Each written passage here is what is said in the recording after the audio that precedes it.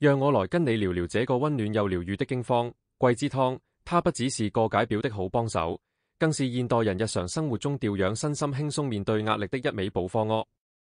桂枝湯的組成與作用。桂枝湯是張仲景《傷寒論》中非常經典的方劑，由桂枝、芍藥、生薑、大棗、炙甘草5味藥組成。雖然它表面上是用來發汗解表的，但實際上它的作用遠不止於此。調和營衛陰陽平衡。根據倪海夏老師的教學與經驗，桂枝湯的最大價值是調和營衛、協調陰陽。你可以這樣想，營衛之氣就像是我們身體的內外防護能量，一個是內在滋養營，一個是外在保護衛。現代人壓力大，作息亂，飲食不節，營衛常常失調，容易感到疲倦、頭痛、怕風怕冷，甚至睡不安穩。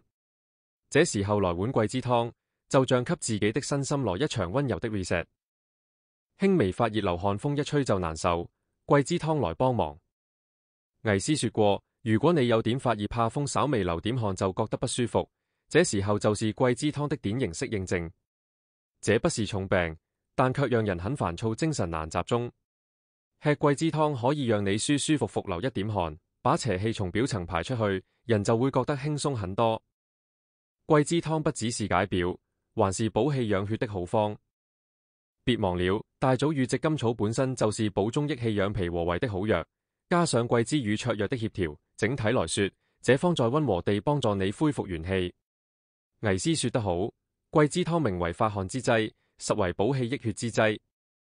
日常壓力大、情緒起伏，桂枝湯幫你調理情緒。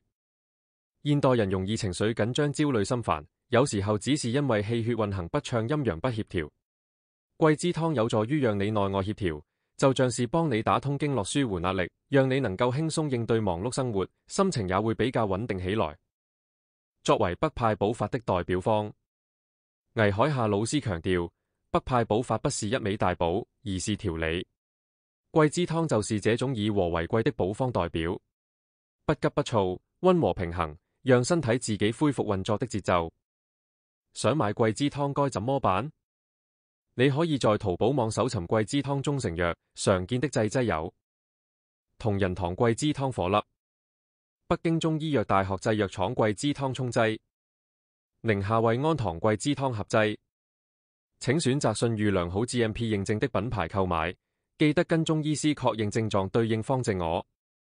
小提醒：桂枝湯適合表虛有汗、怕風、發熱等症狀的人，但如果你是無汗而惡寒，那可能是麻黃湯症，就不能用桂枝湯哦。